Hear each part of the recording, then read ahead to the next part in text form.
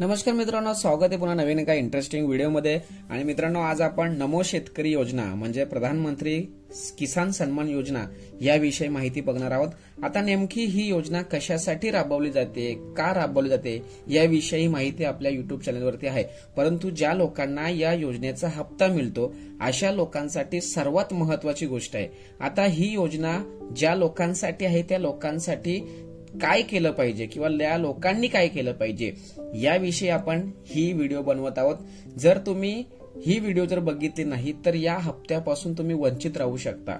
या हप्त्याचा बेनिफिट किंवा मोबदला तुम्हाला मिळणार नाही। तुमच्या सिस्टम मध्ये तुम्हाला अपडेट करणं गरजेचं आहे। जर तुम्ही या गोष्टी केल्या नाही तर या योजनेपासून तुम्ही मुकल्याशिवाय राहणार नाही। म्हणून मित्रांनो, व्हिडिओला सुरुवात करण्यापूर्वी ही व्हिडिओ खूप उपयुक्त असणार आहे, शेतकऱ्यांसाठी खूप महत्त्वाची असणार आहे। परंतु जर चॅनलवरती नवीन असाल तर प्लीज सबस्क्राईब करा। अशाच नवीन नवीन गोष्टी आम्ही तुम्हाला दाखवणार आहोत किंवा नवीन नवीन गोष्टी माहिती तुम्हाला इथे मिळणार आहे। तसेच व्हिडिओ नक्की शेवटपर्यंत बघा आणि इतरांना नक्की शेअर करा। चला मित्रांनो, आपण व्हिडिओला आता सुरुवात करूया।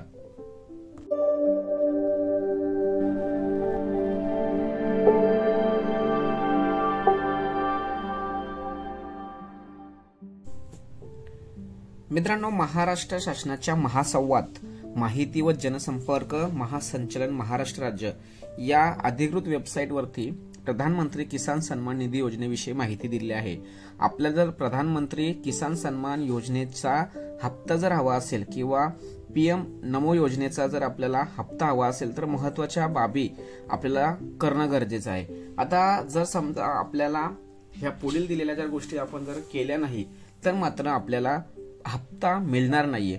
म्हणून शेतकऱ्यांना निश्चित उत्पन्न मिळवून देणाऱ्या केंद्र शासनाच्या प्रधानमंत्री किसान सन्मान निधी योजनेत समावेश व लाभासाठी ई-केवायसी प्रमाणीकरण आवश्यक असून त्या अनुषंगाने 21 फेब्रुवारी 2024 पर्यंत विशेष मोहीम राबवण्याची आदेश कृषी आयुक्त डॉक्टर प्रवीण गेडाम यांनी दिलेले आहे। आता या योजनेचा लाभ जर घ्यायचा असेल तर आपल्याला कोणकोणत्या गोष्टी कराव्या लागतात, तर सर्वात अगोदर या योजनेचा जर लाभ घ्यायचा असेल आपल्याला ई-केवायसी प्रमाणीकरण करणं खूप गरजेचं आहे। तसेच या योजनेसाठी नव्याने नोंदणी सुद्धा करता येते तेव्हा तसेच बँक खाती आधार कार्ड जोडणे खूप गरजेचं आहे। तसेच शेतकऱ्यांनी सक्षम उभं राहून या गोष्टी कराव्या लागतात।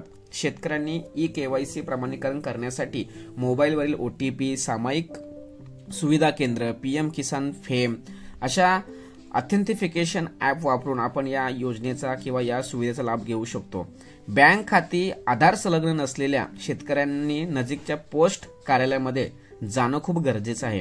पीएम किसान योजनेचा 16वा हप्त्याचा लाभ फेब्रुवारी महिन्यात शेवटच्या आठवड्यामध्ये वितरित करण्यात येणार आहे।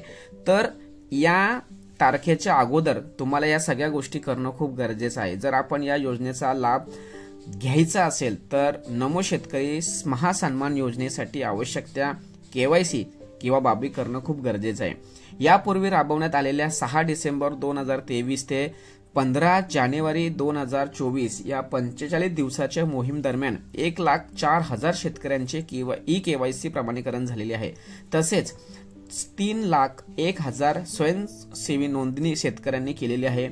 या मोहिमेसाठी खूप राज्यस्तरावरती जिल्हाधिकारी, मुख्य कार्यकारी अधिकारी किंवा जिल्हा अधीक्षक या सगळ्यांनी निर्देश दिलेले होते आणि त्यानुसार काम सुद्धा चांगल्या पद्धतीने झालेले आहे। आता तुम्हाला जर या योजनेविषयी किंवा या सर्व बाबींविषयी अधिक जर माहिती मिळवायची असेल तर कोणाशी संपर्क साधला पाहिजे, तर अधिक माहितीसाठी संबंधित गावातील जे कृषी सहाय्यक किंवा कृषी पर्यवेक्षक, मंडल कृषी अधिकारी, तालुका कृषी अधिकारी यांच्याशी संपर्क तुम्ही साधू शकता, असे आवाहन विस्तार व प्रशिक्षण कृषी संचालक दिलीप झेंडे यांनी दिलेले आहे।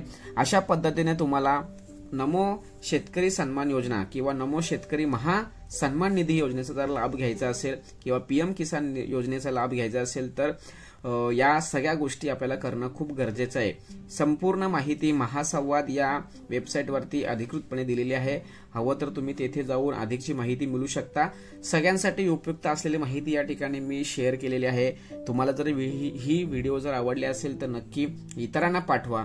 चॅनलवरती नवीन असाल तर कृपा करून सबस्क्राईब करा। अशाच नवीन नवीन गोष्टी आपण या चॅनलवरती देत असतो। आणि या व्हिडिओबद्दल जर तुम्हाला काही अडचणी असतील किंवा शंका असतील, प्रश्न असतील तर नक्की कमेंट्स बॉक्समध्ये काहीतरी लिहून पाठवा, त्याच्यावर नक्कीच उत्तर देण्याचा प्रयत्न आमचा असेल। चला व्हिडिओ आपण या ठिकाणी स्टॉप करूया। तोपर्यंत जय हिंद, जय महाराष्ट्र।